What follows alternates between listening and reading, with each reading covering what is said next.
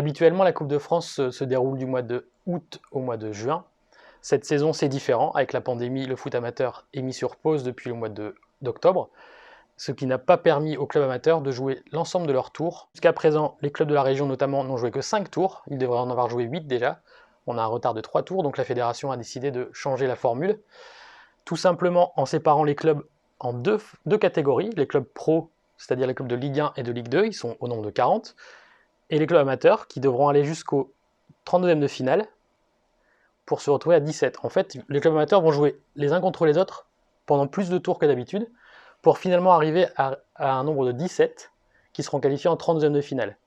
Pendant ce temps-là, les clubs pro, les clubs de Ligue 2 et de Ligue 1, jouent eux aussi de leur côté pour arriver jusqu'à 15 en 32e de finale. C'est à ce moment-là que les deux voies se rejoignent pour avoir les 32 qualifiés, qui se rencontreront ensuite en 16e de finale. Puis ensuite, après les 16e de finale, ça redevient un peu plus classique. Les équipes se rencontrent, elles se qualifient pour les huitièmes, pour les quarts, les demi et la finale qui aura lieu au Stade de France au mois de mai.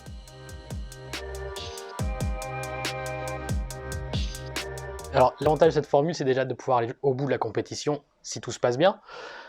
Et c'est aussi un avantage pour les clubs amateurs qui seront au nombre de 17 en 16e de finale, ce qui fait un nombre déjà plus conséquent. D'ailleurs, ils seront plus nombreux que les équipes pro qui seront que 15.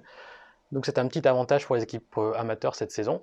On pourrait très bien se retrouver avec plusieurs équipes amateurs très loin dans la compétition, et comme on sait que c'est le sel de cette compétition, c'est une façon aussi de sauver un peu cet esprit.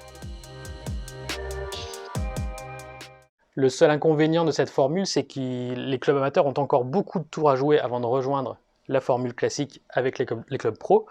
Aujourd'hui, ils n'ont joué que 5 tours dans la région, ils en ont encore le 6e, 7e, 8e et le 30e de finale à jouer, sauf qu'aujourd'hui, on n'a toujours pas de date de reprise sur les compétitions en foot amateur, et si ça continue à se retarder de la sorte, à un certain moment, on pourra plus du tout, même définitivement, plus jouer la Coupe de France cette saison. La menace existe, la Fédé essaie de s'adapter, maintenant il faut voir comment évolue le contexte.